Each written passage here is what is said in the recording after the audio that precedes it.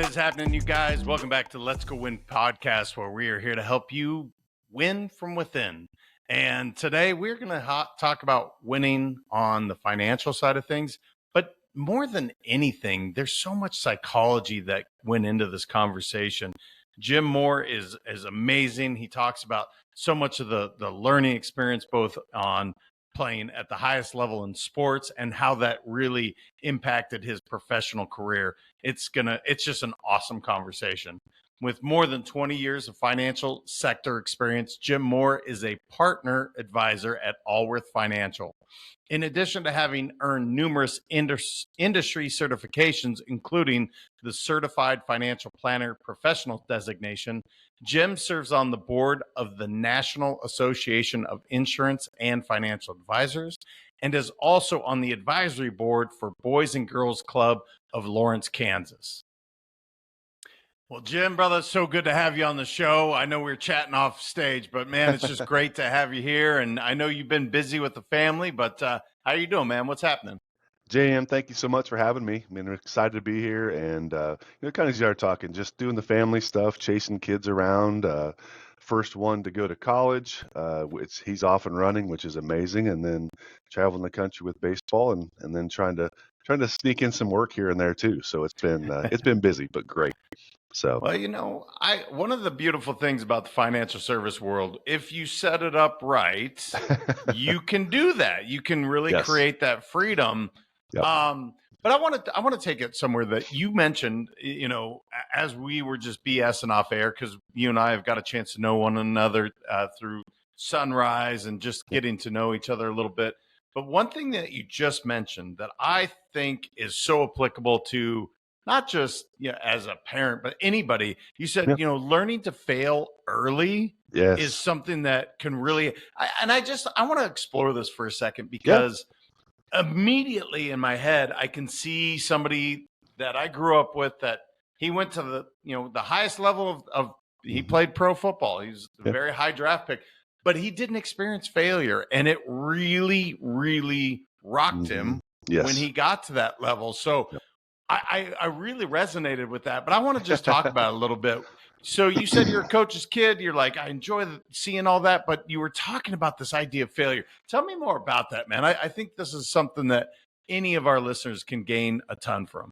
Oh, it's huge. Again, growing up as a coach's kid, I got a chance to kind of grow up in sports and be around a lot of incredible athletes and learn from a really young age. And I probably was not quite where the NFL, which was where I got to and failed eventually. But what I learned along the way was, I got to experience a lot of highs along my path, but really didn't experience like big time failure until I got to college. And I was very blessed to play on some incredible teams. I was actually a high school American coming out of high school, and I got to the University of Kansas, and all of a sudden that stuff got put like I was a nobody. And so you come in, you're playing with guys, and now it's even worse because you have guys playing at much older ages. But then it was you're an 18-year-old coming in and playing against 21, 22-year-old men. You weren't really going to experience a lot of success. And kind of like you're talking about your friend that was kind of a punch in the face of reality. And I really hadn't dealt with it up to that point. And to be truthful, it took me probably a month or more to really get settled in with the reality of, hey, this is growing pains, right? This is what you have to go through to get to the next step. These guys have put their time in. They've been in the weight room. They've been nutritionally sound. And so, with my boys, we just really started talking at a young age of, really putting yourself in a position to fail because it's okay. Fail is only bad if you let it stop you from progressing. And so, like, almost all of my boys played up a year or two in sports to really challenge themselves. And it wasn't always a successful endeavor. I mean, there were a lot of times where they'd go out and participate and compete, and there wasn't a lot of success. But what I think they've learned from that is you continue to put in the work, you continue to put in the time, and over the time frame that they're they're growing, which of course I now have 16, 18, and 21-year-olds. Um, that progress is really what you measure yourself by. And it's given them all opportunities to do incredible things, and not just in the sports world, but my oldest son is in the work world, and he's really having a lot of success because he had to learn to deal with failure. My middle's now at the University of Wyoming playing football, go Pokes. And he's already seeing that there's some dudes out there that are gigantic men. And so he's really developed, and he, again, like you and I talked a while ago when we first met, he was 5'7" and 150 pounds as a freshman in high school. He's now almost 6'3" and 235 pounds. And so he dealt with that failure of just the mental block of being small and looking at his dad, who is 6'4", 260, going, when do I get that? But he learned to just continue to work and progress and get better. And now that his body is this, just, he looks like a Greek god. Now the success came, and he ended up being all state, 3 or 4 star linebacker coming out of high school. Lots of colleges pursuing him, but he dealt with a lot of failure along the way, both mentally and physically. So yeah, I think that that's something that we as business people, we deal with that a lot. I mean, our industry, of course, the financial industry, you hear no 75 to 80% of the time. And so if you can't deal with that, the market's not always going to go up. We deal with that. But just really learning to kind of just embrace that, embrace the growth, embrace the progress. And no, it's kind of like, the old cliche of, you know, it's not a sprint, it's a marathon. So if you put in the time, do the right things, you really set yourself up for long-term success. And again, I believe the earlier, whether it's in life with kids or business, the earlier you can experience some failures and understand what you're doing wrong. Everybody's good when it's right. I mean, when the market's up 25 or 30%, I look like a genius, but so does everybody else. But when the market's down and struggling, that's really the time where you understand who you are and the things that you need to be doing on a daily basis to make sure you're taking care of clients and businesses, and that stuff's all working. I'm curious as a parent because as you know, our job is to protect and keep Yes. them safe. And this is one of the things that I will tell you, it's even for me, even though I agree with you. I'm like, yeah, Hmm. man, I want my kids Yes. to get out there and get beaten a few times. And Yep. I want them to absolutely, again, not always succeed, because I think you Yep. learn arguably more in the losses than you do in the wins. But it is hard, brother, to Hmm. really be able to just watch your kids struggle. How Yep. did you mentally overcome that? Was it your own experience of, like you Yeah. said, in college? And Yeah. then Yeah. you said you did play in the NFL as well, I Jim? I was a short time. I was with the Houston Oilers as they were transitioning to become the Tennessee Titans, and I was with the Kansas City Chiefs for a little while. So Nice. yeah, I would say that truthfully, I think that my personal experience of getting smacked in the face at 18, 19 years old versus 5, 6, 7, 10 played a lot into how I treated the boys, and that really challenging them. To not just take the easy way and always be the superstar, because again, kind of what you just referenced, for me, I look back and think of, you're winning or you're learning. I don't think there's a loss unless you don't learn from it. And I think that's a life experience. And so, yeah, I think that, with the boys, it really was push yourselves, fail. It's okay. And I think that we all want to be protective and we all want to see our kids succeed. And gosh, the truth is, if there was something that they were failing at that was going to be detrimental to them mentally or physically, of course we're going to step in as parents, right? But if we can take a step back and say, hey, my youngest son actually wrestled, which that's like the ultimate man sport, or that's going to challenge you physically and emotionally, especially because man, that's one on one. In football, basketball, baseball, you step out on the field with teammates. Right. And so your failure may not be seen every time you fail. You step on a wrestling mat, a tennis court, a golf course, everybody sees you're kind of exposed. And I think that individual piece of that, and really putting yourself out to fail because you're going to. I mean, nobody wins in any of those sports all the time. But I think as a parent, dude, you're absolutely correct. I mean, I think we really try to make it easy, right? We want the kids to have it better than we have it, which is great.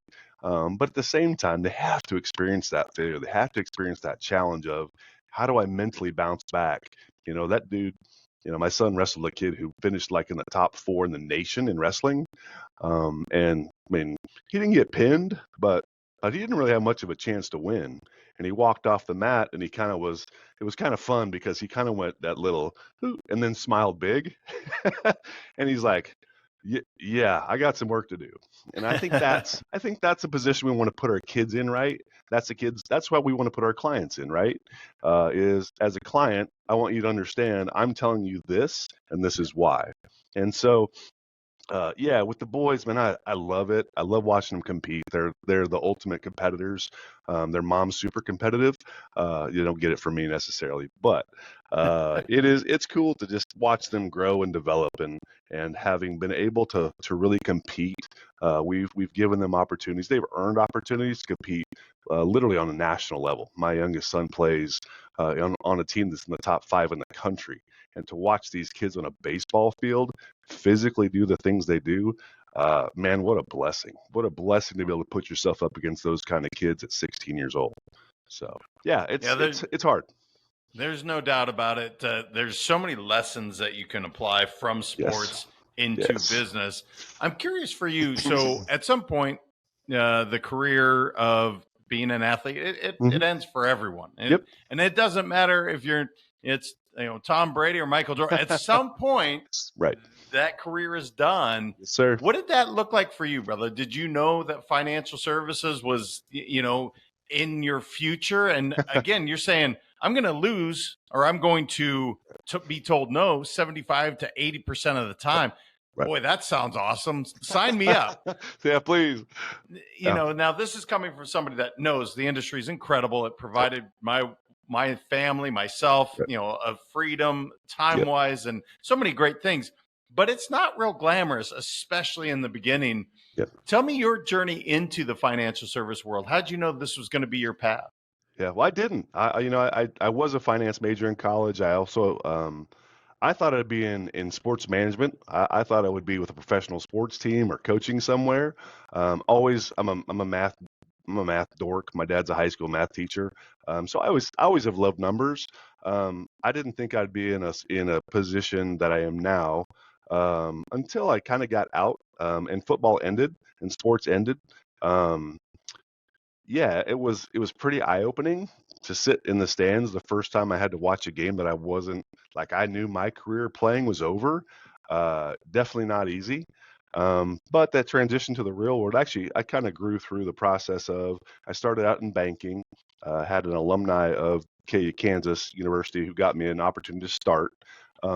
Figured out pretty quickly that sitting behind a desk all day was not my cup of tea. Moved on to the insurance world, did that for about 10 years and loved it.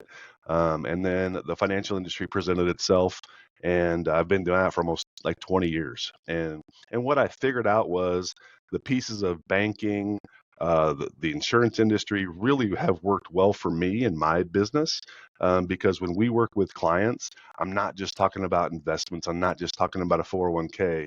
We're talking about the overall picture. I mean, we're talking about like, you know, is your house insured right? Is your car insurance good? Do you have an umbrella? Because if you don't have an umbrella and you're a dentist making, $2 million a year, you're a liability. I mean, people are going to come after your assets. And so interest rates on homes and those kind of pieces. But I think I always knew that long term, there were two really important things to me. One was working with people and having a chance to make a difference, and two was dealing with money and numbers. My dad was a high school teacher and coach. We didn't have money, and so it was really important at an early age to learn about budgeting and understanding the value of a dollar.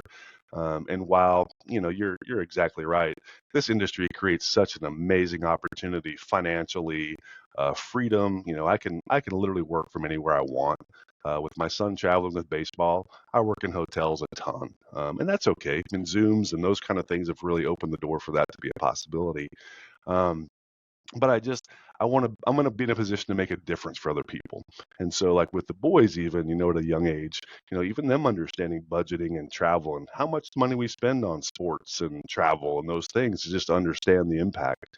But yeah, I always knew that I wanted to do something with people, understanding, getting a chance to meet, folks like you and Lisa, and being part of Sunrise, and making an impact, and seeing people that make such a huge impact on the world and people, is just amazing. And I thank the good Lord every day that this opportunity has presented itself, and to continue to develop relationships and be able to make a difference and work with guys like you who, man, you're out there killing it every day, making people, let's go win, right? Let's go win, and let's do it together. And it's like, it's kind of like being a great teammate. That's how I feel like working with you and Lisa and Dr. Feck and the team is like, I just feel like I get so much enjoyment out of watching you succeed, and watching Sunrise grow, and we get to be part of it. It's like that with the boys is, always being a great teammate, celebrating successes and walking through failures with each other.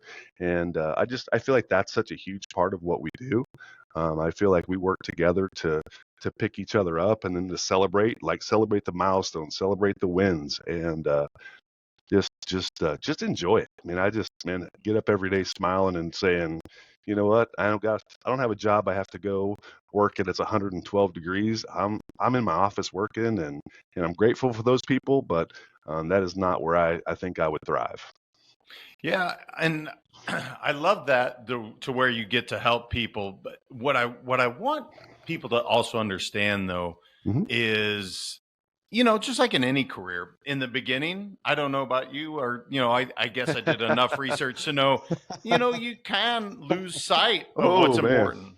yes, And I know I certainly did. yeah, I lost sight to the point that my wife and I were separated for a year yeah, because I was so yeah, focused on yep, growing the business. yep, Tell me what that looked like for you, brother, because yeah, I saw a little bit of you having that moment yeah. of, okay, I'm maybe losing a little bit of Mm, sight on what's perspective. Yep. yeah, the Yeah. perspective maybe. Perspective. And Yes. what did you do to kind of bring that back in so you have that work life balance? Yeah.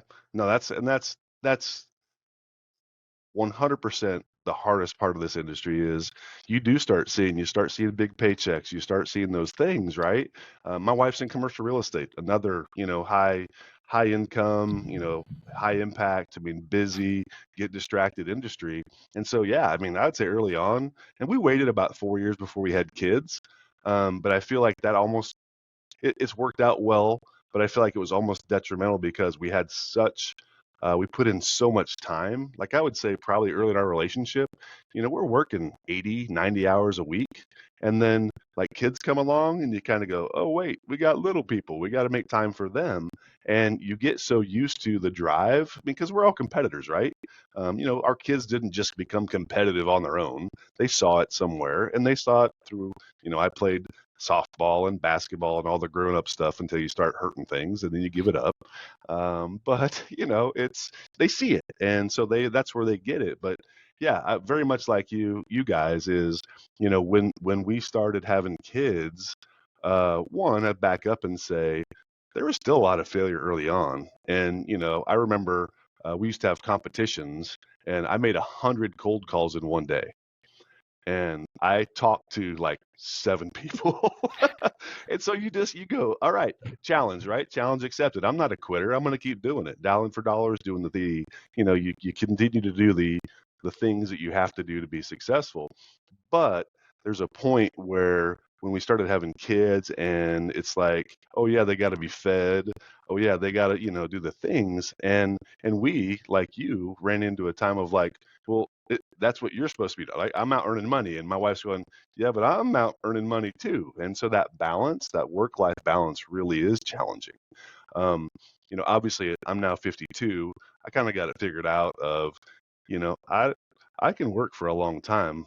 As now we have my oldest moved out of the house in January. My middle son just headed to college the first week of June. You kind of go, oh wait, yeah, I don't get that time with him is just so valuable and limited. And I probably, because my dad was a coach and remembering how many times he wasn't at my events and games because he was coaching, um, it was a little easier for me to kind of take that into consideration. Um, and so I made the commitment of not only just being present for them, but also using my background, and I, in high school I played football, basketball, and baseball. Actually took it even further, and I coached all of them. So I literally Oh. coached every single sport they played in. I was part of it, though I was not very good as coach at soccer. Um, that's a rough sport, and I don't understand it at all, and still don't. But yeah, you're exactly right. Is that work-life balance can be so difficult because, my dad was a high school teacher and coach, and I think by the time I was like early 30s, I was making, I mean, between my wife and I think we were making in a month what my dad was making in a year. Mm. And that's kind of like, it's pretty good for the ego, but it's also like you get a little bit vain and think we got to keep this up. And, the old keeping up with the Joneses, we were surrounded by friends who were very successful and young. And it can get in the way. But I think we took a step back and just said, that's great, but we got to make sure we're keeping our family and us as a priority. And probably like you and Lisa, is that, you know, we did really great with the kids. And then I kind of went, oh, wait, who are you? Oh, yeah. Allison is my wife. Like we hadn't taken a vacation, just the two of us, in like a year and a half, and it was causing some problems. And that's very common, I would say, especially in today's world where you have, I don't know, very few, from what I know, very few one-income families. I mean, it's kind of hard to do in today's world. Most families, you don't have a stay-at-home mom, you have two working parents, and that balance has become even more difficult because my mom was a stay-at-home mom. So when you got home from school, mom's waiting with a snack and the things, and that's not how it works. And so we did do well with the kids, but it took some time to kind of reassess and make sure that we were being good to each other too. And I think fast forward now to where we're 2 years from being empty nesters. Hmm. And now, like when one of us is traveling with our youngest son for baseball, the other's at home by themselves with the dog. And all of a sudden, I'm texting my wife like 400 times while she's gone because I'm sitting there by myself. I'm going, I miss you, I love you, those things. And so I think if you can really make that a priority early on, I think that's a huge recipe for success. And certainly not easy because, everything you see and read is, and as a financial advisor, one of the things that we talk about is when we do a financial plan, it's like, hey, we want you to be in the green zone, but I don't need you to be in the dark green. If you're in the dark green, you're 100% certain that your plan's going to work. That means you're not spending enough time with your family or doing things that you have the ability to do, like traveling and doing other stuff. So you're 100% spot on. It's hard in today's world, and the things that you see on TV and the glitz and the glamour and trying to be like everybody else, and buying your kid $300 shoes and $500 baseball bats and tennis rackets, I know, and golf clubs are not cheap. That Seeing those things constantly can really put a damper on what life looks like if you let it.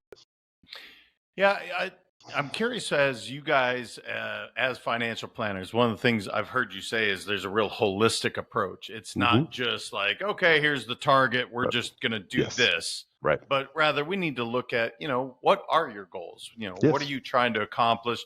Talk to me more about what you see people really making mistakes when it comes to Yeah. this idea. Yeah.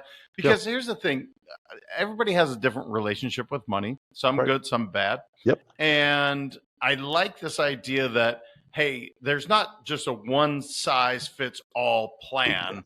That Absolutely. doesn't exist. Mm-mm. In any planner out there that says, "Oh no, I have the exact best plan Right. for you," that may or may not be true. Right. Tell me about what that looks like with you guys at Allworth, and Yeah. kind of your approach to helping Yeah. clients as you do that. Yeah. I tell you, if you have the planner that tells you that he has it 100% figured out, can tell you exactly where, you should run far and fast. Because from our perspective, it's an ever-changing thing because life changes, right? There's things like having kids and losing jobs and wanting to retire early and having different goals because, we may have somebody who has the same exact amount of money as somebody else, but their goals and what their needs are completely different. So exactly what you said, it's a very holistic approach, and we're pretty blessed in that we have estate planning, tax planning teams as part of our group. For high net worth folks, we also have a special group that's where they focus as well with like legacy planning and things like that. But the truth is, um, the reason I love what we do is because our documents become live, ever changing documents. And so we try to really work and sit down with our clients 3 to 4 times a year. And sometimes it's a 15-minute phone call, but sometimes it's an hour and a half sit down in person. And we're digging into the nitty gritty and going through things that they don't necessarily always want to talk about. Because my job as a financial advisor is to know what your goals are, specifically what's happening in your world, not just in general, and really being able to ask hard questions and dig in and understand. You say that you want to travel. Okay, great. What does that look like? Is that one trip a year? Is that 2 trips a year? When are you going to have to buy another car in retirement? Do you want to buy a vacation home? What do you want to pass on to your kids and heirs? And so yeah, it's something that is it takes a lot of work. It takes a lot of communication. And the truth is, um, the hardest thing that we deal with is buy-in from our clients in the beginning because it's not what they're used to, right? You're used to going and sitting in a meeting and your advisor going, all right, you've got $1.6 million and that equates to 4%, which is $64,000 a year in income, and that's what you have to live on. Well, maybe it is, maybe it's not. But what our job is to really dig in deep and work with our clients, right, to help them understand what can it look like, right? What can your retirement? What are you doing now? Folks that are in retirement is one thing, but as you're our age and younger, it's really working towards what are your goals? Because if it's like everything else, like with sports, and I always correlate things with sports because, like you said earlier, there's nothing that teaches life lessons more than sports, right? Success, failure, teamwork, time management, discipline, all the things that come along with it really correlate well to life. So for us, we really kind of take that approach with our clients in that, you've been disciplined, but I need you to do more. You've done this, but I want you to really be willing to listen and dig in and not just think that I'm going to sit there and tell you, ABC. No, the last time we were together, we talked about you guys paying off this debt. Is that done? Oh, it's not. Why not? Okay, no problem. We had a roof, right? We had to replace a roof. We had this happen. But planning for those things is great, but also the things that come up that you can't plan for. And we always feel like with a holistic plan, we plan for surprises because we don't know what the market's going to do, right? We don't know. We don't know the next time that we're going to have an announcement we're attacking the country or, tariffs and those kind of things. Those are not necessarily things we can predict. So if we have a real plan in place, we can adjust when those things happen. And I feel like that's a really valuable piece of what we do for our clients is planning for surprises and knowing that overall the market over the next 30 years is going to kind of look like this, but we don't know exactly what it's going to look like. And so we're going to be able to adjust on our own. Yeah. So if you guys are listening, and I want you to stop for a second and ask yourself, when was the last time you had, whether it's insurance, whether it's if you have a financial plan, when was the last time you had it looked at? Because I wrote down 3 to 4 times a year, you guys. I Mm-hmm. cannot tell you if you stop and think. So that's every 3 months approximately. Yeah. Look at how much actually changes in your life in three Right. months' time. From Yep. now, 90 days later, it is wild what Yep. can happen. Just whether it's take a look at the market, take a Yes. look at you lost a job, got Right. divorced, got married, had a kid. I mean, the Right. amount of things that happen Right. in 90 days, a year, I want you Right. guys to stop and think for just a second. If you haven't had your stuff looked at in a year, what's happened in that 1 year time? Right. And this is, again, I get on a bit of a soapbox about this because I know the challenges if you Right. bury your head in the sand and go, oh, it's taken care of. Right. Look, you always need to be looking at it and planning for the surprises, is what Jim said. I think it's so key. Yep. So guys, I don't want to sit here and preach, but I want you to hear it. If you haven't had it looked at, whether it's going to Jim at Allworth or your own planner, please set Please. this time aside. Yes. Please. please make time to do it. It's vitally important. And like you said, I just look and think of the things that I know. Like I know the things that are going between now and October 1st. I know the things that are going to happen right now that I have to deal with. But what about the things I don't, right? What about what happens if this war escalates? What happens if something happens with, President Trump or something else with the, process of things? How will that change the market? We don't know right now, right? So yeah, I would agree. We would obviously love to talk with anybody who's watching, but regardless, talk to somebody and make sure that you do have, because the old set it and forget it is just not, it's not functional anymore, and it's not. The truth is, it's not what's most beneficial to our clients. The thing that is beneficial to our clients is that constant touch. Our investment team puts out a monthly newsletter, so our clients get a thousand, foot view through 30,000 foot view of what our team sees is going on in the market, the economy, other pieces. Um, yeah, so those touch points are really, really important, and just making sure again that you're constantly just keeping up with what's going on. And again, I would say, every meeting we do every quarter is not an hour to hour and a half meeting. It's a touch base. Hey, what's going on? Oh, we had a grandbaby. Oh, that's awesome. Do you want to start we want to start a 529 for them to make sure that they're prepared for college as well. I didn't have any money to go to college. My dad was a teacher, but my boys all had 529 accounts ready to go to college whatever they needed. They didn't have limitations on what they could do. And so our goal as a financial planning team is to make sure that our clients are set up for the life that they want to have. Not just some cookie cutter, this is what it's supposed to look like. I want them to I want to understand you have an impact. You have the ability to impact what your financial future looks like. And you can't do that if you meet once a year or once every 2 years. It just doesn't work. There's too many things that happen, too much life, too much noise around that happens that you just can't keep up. And so for us, it's vitally important, and we don't take clients on that aren't willing to do that, because we know we can't have the same impact as somebody who will spend the time with us to make sure that this looks like it's supposed to. So, not having a plan sounds like the biggest mistake one can Mm-hmm. make, is what Yep. I'm hearing. What are some of the other pitfalls that you see, Jim, when you're like, gosh, if people would just X, if they would just do this one thing, Yep. because the one thing that we don't have is more time, right? Yep. It's Right. finite. The amount of time that I'm going to be on the earth, or anybody listening, you don't know. Right. It is a finite amount of time, and it's Mhm. one of the resources that you cannot get back. Right. Right? I can't take 10 years Right. back. That Right. is gone. Right. And that's where I think you guys are so key, because you're helping us plan as people are living longer. Right. We don't want you to outlive your money. Right. So, what are some of the big mistakes, brother, that you're seeing that you're like, come on, you guys, just do X? Wow. That's not an easy list. One is to not be emotional about it.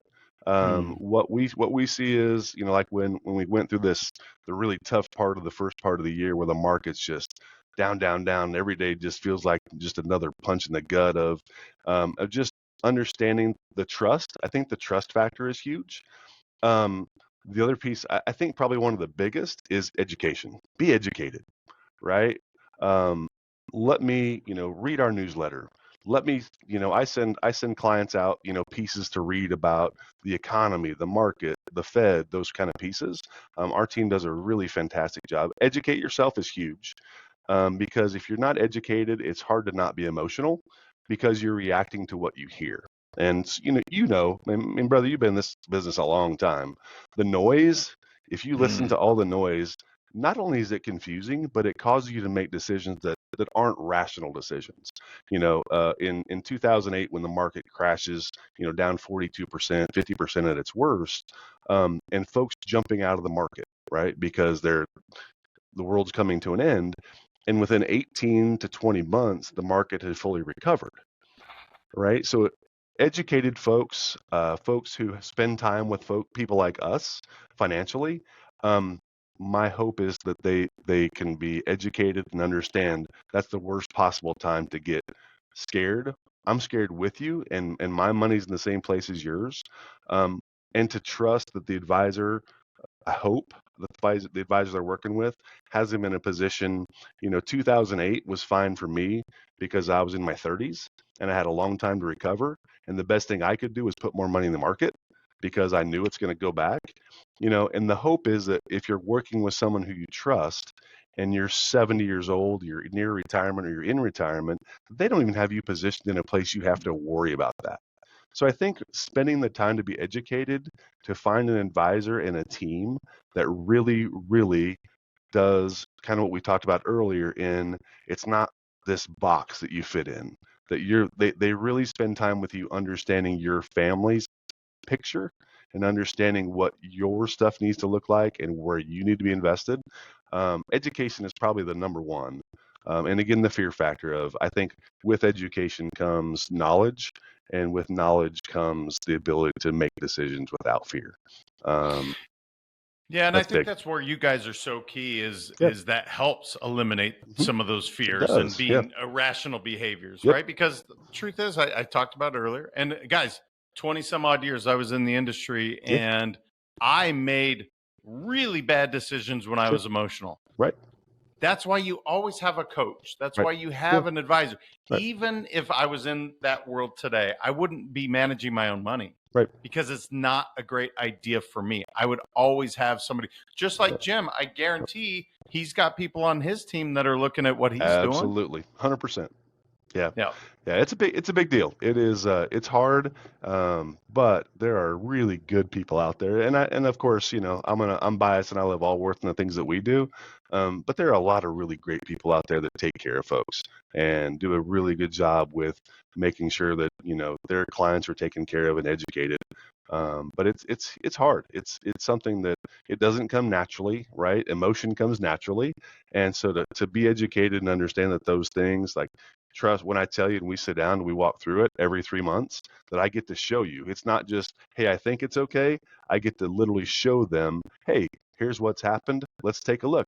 Oh my gosh, your plan still works, because we have this set up specifically for them. And yeah, it is hard and emotion is tough.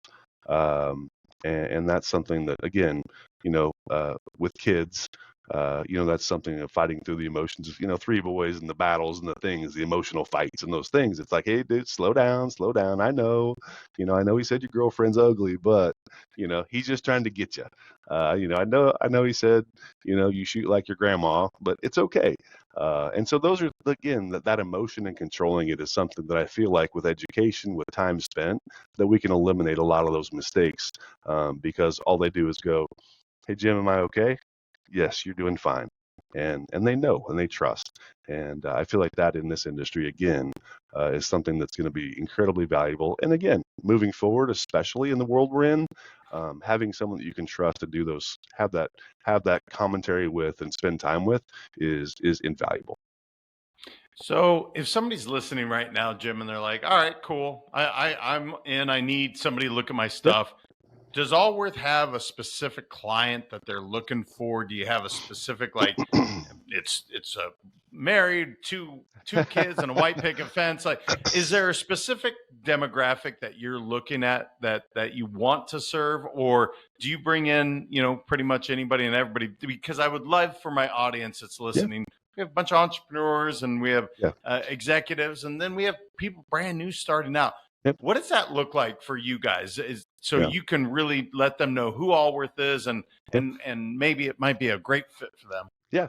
So I would say the answer is to an extent, we take all all who are willing to work. And I think that's the most important piece is like I don't say you have to have a $500,000 or $2 million. I say you have to have a want to get better. You have to have a need for what we do. I love entrepreneurs. I love professionals, because they're so busy that they know they don't have time to do what we do. The folks that don't like are the ones that want to call every other day and say, "Hey, can we buy? You want to buy some Ford? Do you want to buy? No. Well, I want you to work the plan with us." So I think the answer to that would be we really focus on folks who want to grow. We want folks who want help. I would say really specifically, we work with professionals. We work with medical professionals a lot of uh, dentists, of course, with Sunrise, doctors, attorneys, people who really need us to manage what they do because their life is too busy.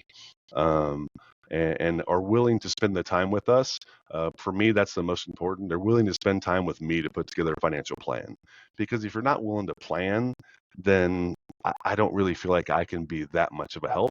I know I have clients who don't necessarily do it to the level that I want to, but they're not a client if they aren't at least willing to do some work on the planning side.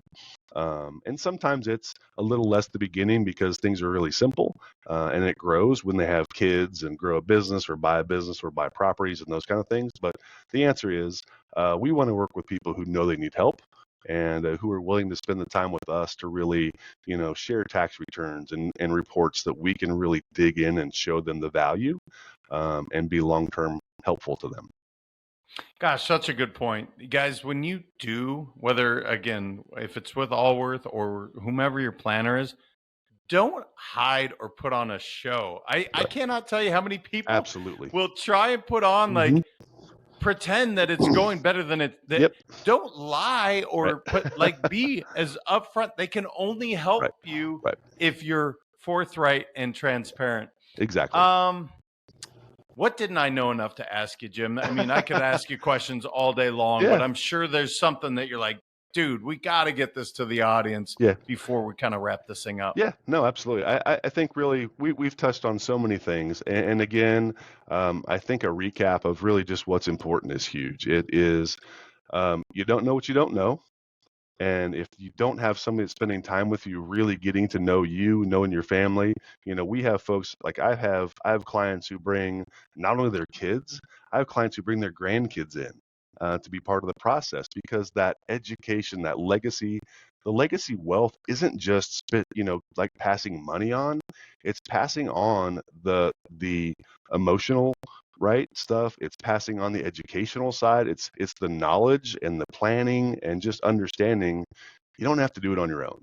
So I think probably what I would say, for everybody out there as we kind of wrap up is um, if you don't have somebody that's willing to spend the time with you to get to know you and your family, it's at least worth taking a look at somebody else.